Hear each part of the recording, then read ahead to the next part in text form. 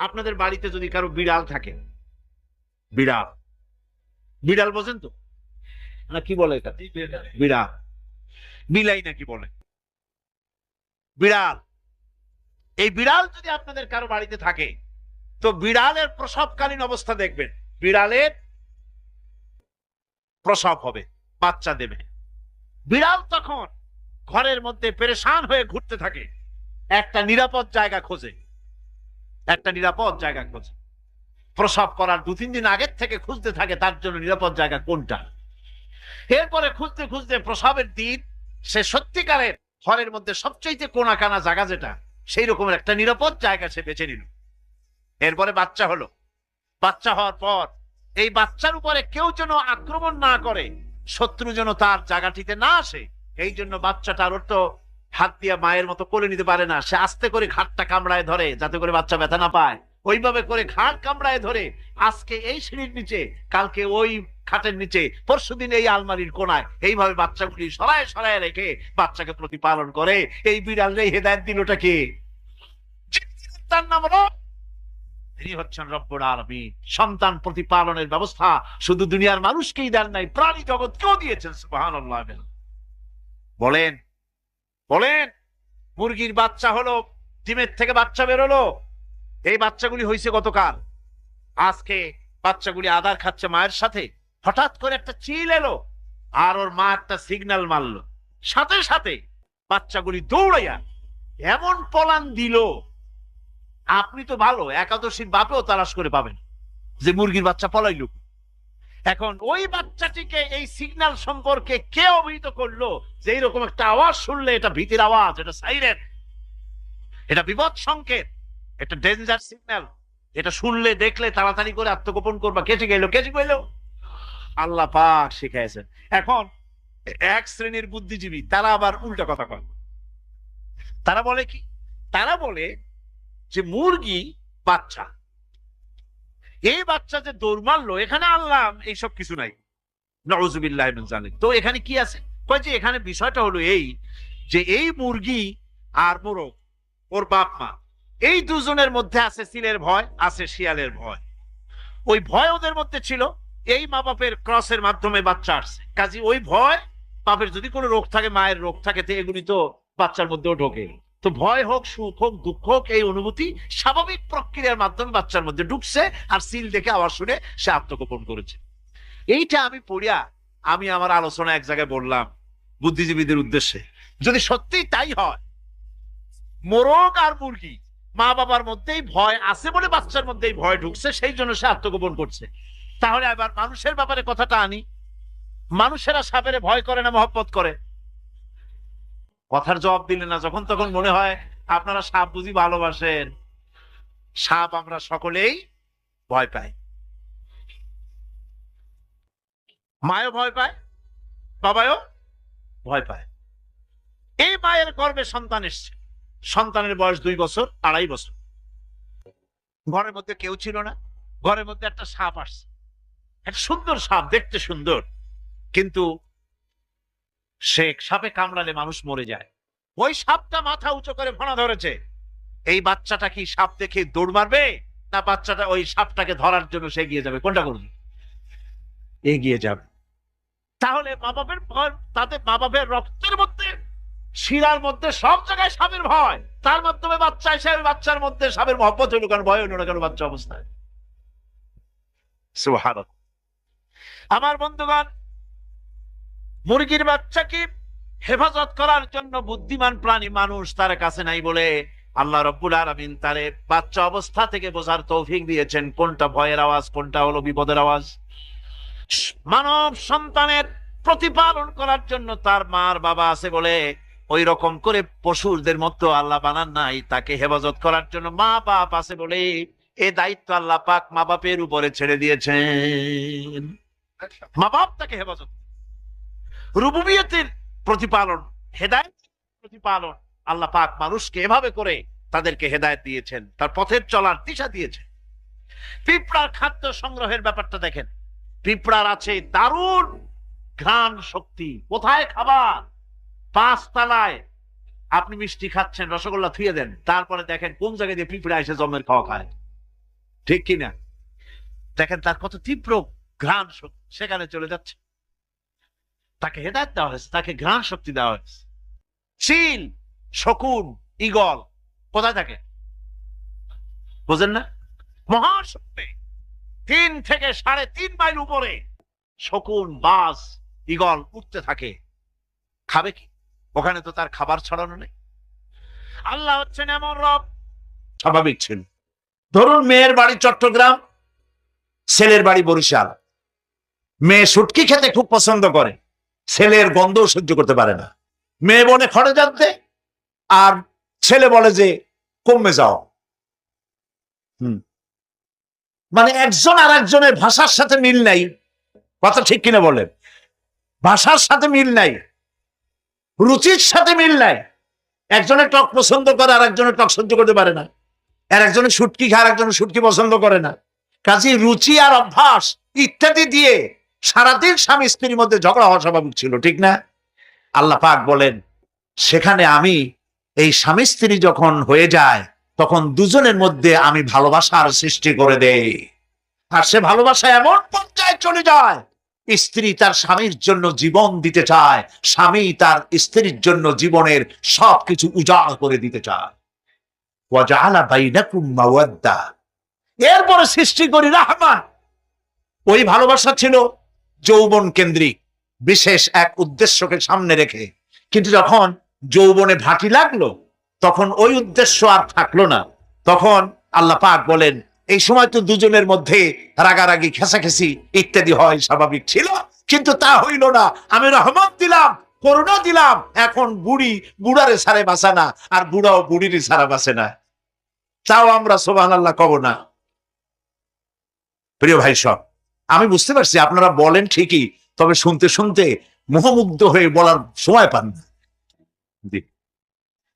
আলহামদুলিল্লাহ, বলি আলহামদুলিল্লাহ। তো আল্লাহ রাব্বুল আলামিন পরস্পরের মধ্যেই ভালোবাসা সৃষ্টি করলেন। এটি আল্লাহ পাকের আয়াত। এটা আল্লাহ পাকের কি বলুন? আয়াত মানে কি? নিদর্শন।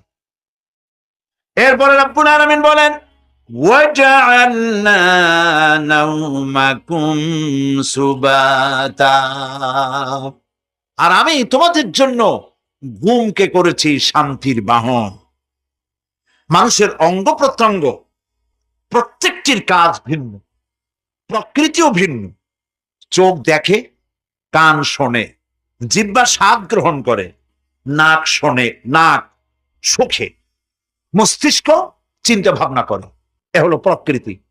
আর প্রত্যেকটি অঙ্গ প্রত্যঙ্গের রুচি আলাদা, কর্তব্যের মধ্যে বিরাট বৈষম্য। যেমন চোখ রঙিন এবং সুন্দর জিনিস দেখতে ভালোবাসে, ঠিক কিনা বলেন? ঠিক কিনা? একটা খারাপ জিনিসের দিক চোখ পড়লেই মানুষ তাড়াতাড়ি চোখ ফিরায় নেয়, ঠিক না? চোখ সুন্দর এবং রঙিন জিনিস দেখতে ভালোবাসে। কান সুমধুর সুর শুনতে ভালোবাসে, উৎসাহ বোধ করে। আর হাত নরম এবং মসৃণ জিনিসে স্পর্শ করতে উৎসাহ বোধ করে। নাক আতরের গন্ধ শুঁকতে ভালো লাগে।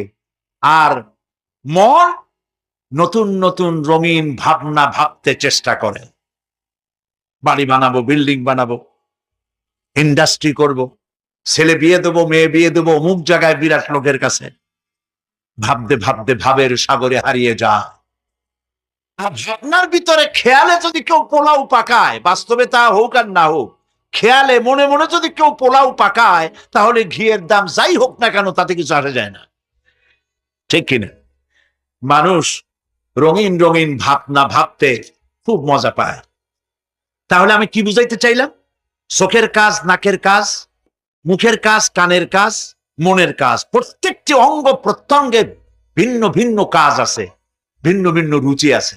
কিন্তু একটি ব্যাপারে হাত, পা, চোখ, নাক, মস্তিষ্ক সব এক ব্যাপারে তারা ঐক্যমত পোষণ করেছে। এ ব্যাপারে কোনো ইখতিলাফ তাদের মধ্যে নাই, সেটা হলো ঘুম। সেটার নাম কি?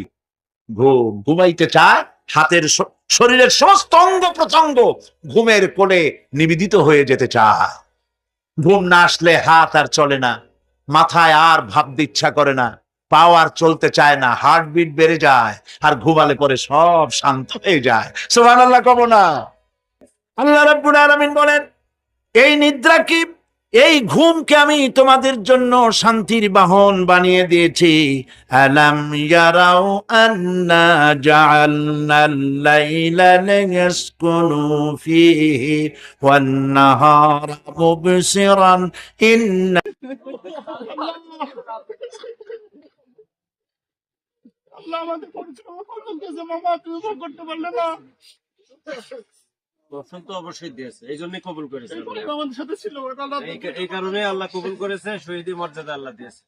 সবই ভাইরা দুটো পর্যন্ত ছিল আমাদের সাথে।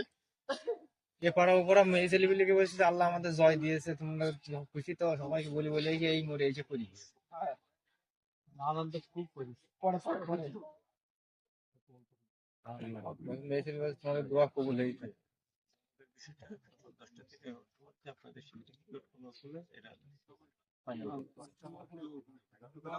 কালকে জুম্মা না, জুম্মাও তো একটা গুরুত্বপূর্ণ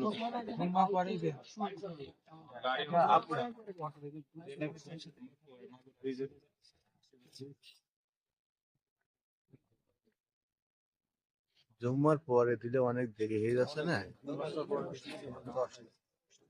তাছাড়া তুমি তো কভার হবে না, সকাল 10টায় পরে দিলে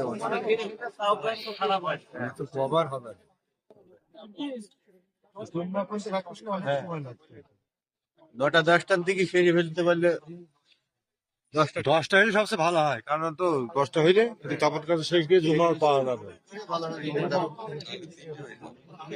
সবার কাছে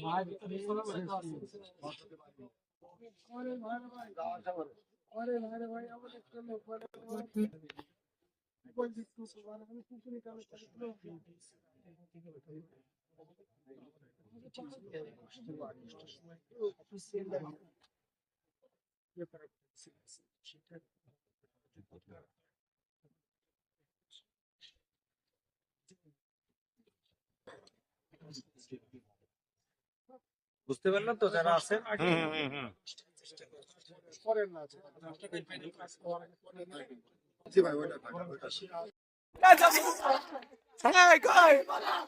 এই যে গাড়ি পালা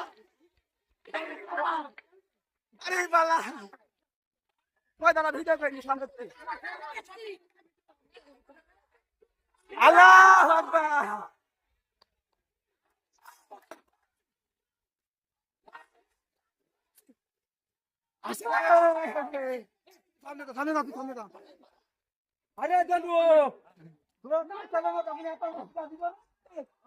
আল্লাহু আকবার, আল্লাহু আকবার, নারে তাকবীর, জামাত ইসলামী জিন্দাবাদ, জিন্দাবাদ, জিন্দাবাদ। দাড়িপাল্লা, দাড়িপাল্লা, দাড়িপাল্লা, দাড়িপাল্লা, দাড়িপাল্লা, দাড়িপাল্লা, দাড়িপাল্লা, দাড়িপাল্লা, দাড়িপাল্লা, দাড়িপাল্লা, বিমান ঘটে দাড়িপাল্লা দিতে গেল, দাড়িপাল্লা, দাড়িপাল্লা, দাড়িপাল্লা, দাড়িপাল্লা, দাড়িপাল্লা, দাড়িপাল্লা, দাড়িপাল্লা, দাড়িপাল্লা, দাড়িপাল্লা, দাড়িপাল্লা, দাড়িপাল্লা, দাড়িপাল্লা,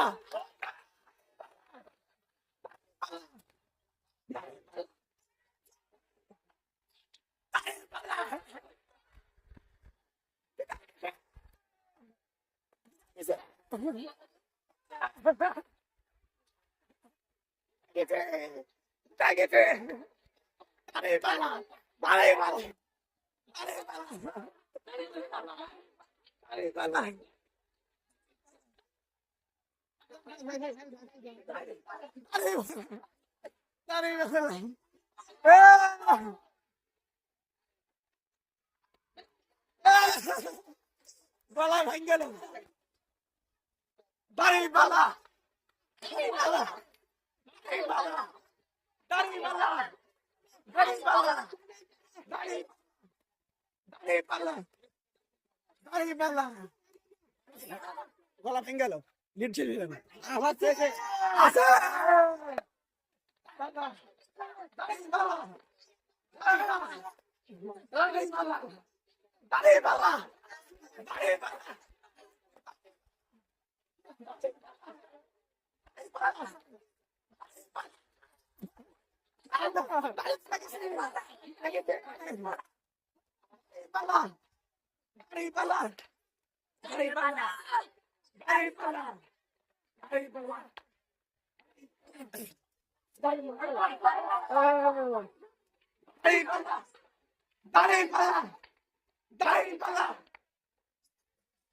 এ বাবা মানুষ কত খেলা করে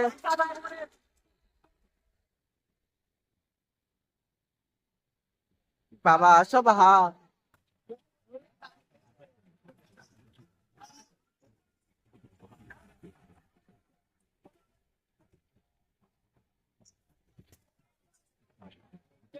হ্যাঁ কাদের কাছে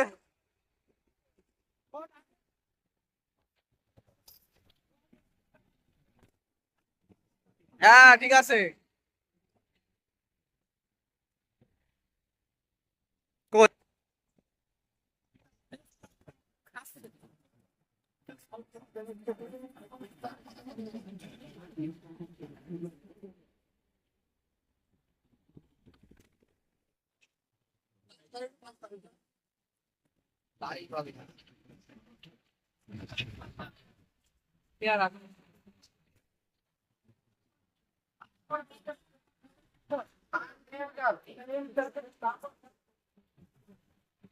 হাই মারাত খেলাটা আমার হাই মারাচ্ছে ওই এই যে চাষা বাংলাদেশের লাল সবুজ পতাকা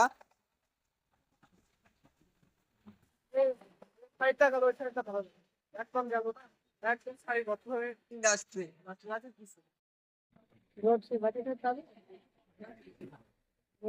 আরে কি ডিরাক্ট হয়ে যেতে তো ছাগল বসাতে এদিক ঝুঁকে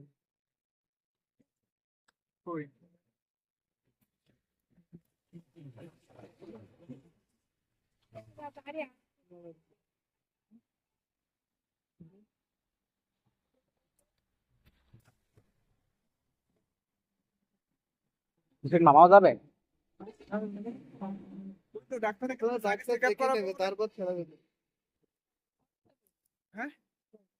কোন যাবো ওই ডাক্তারের কাছে তোমার নাইট ছেলে হ্যাঁ হ্যাঁ ও কবে আমি কবেই বলেছি যা ভাই একটু আগে যা ওই থেরাপি দিল ঠিক